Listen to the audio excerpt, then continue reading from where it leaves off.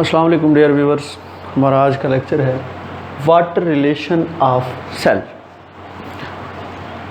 तो water relation of cell को समझने के लिए हम तीन टर्म्स यूज़ करते हैं, हाइपोटोनिक, हाइपरटोनिक और एसोटोनिक।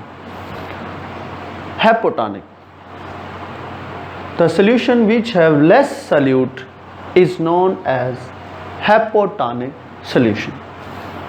Hypertonic, the solution which have more solute is known as hypertonic solution. And isotonic, if same amount of solute is present in external and internal solution is known as isotonic environment.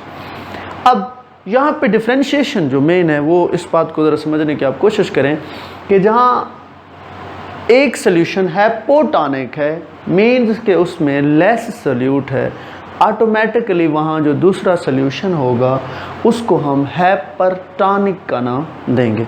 Means एक cell है, जब उसे आप किसी solution में डालते हैं तो उसके अगर सेल के अंदर ज़्यादा सोल्यूट है, ऑटोमेटिकली जो बाहर का सोल्यूशन होगा उसमें लेस सोल्यूट होगा।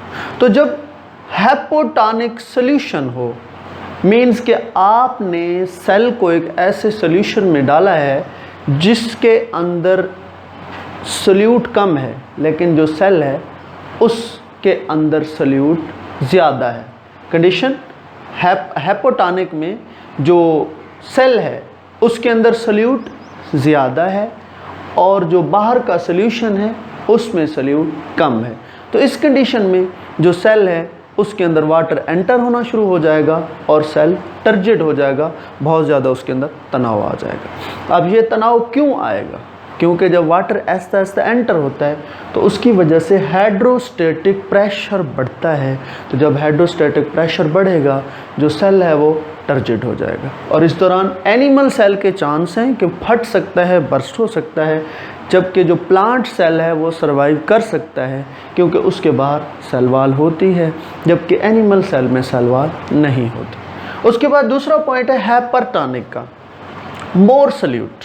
मोर सोल्यूट मीन्स कि आपने सेल को एक ऐसे सोल्यूशन में डाला है जिसके बाहर सोल्यूट ज़्यादा है और सेल के अंदर सोल्यूट कम है। तो इस दौरान क्या होता है, जो वाटर है वो सेल से बाहर की तरफ निकलना शुरू हो जाएगा और जो सेल है वो फ्लैसिड हो जाएगा, छोटे साइज़ का हो जाएगा, श्रिंक हो जाएगा।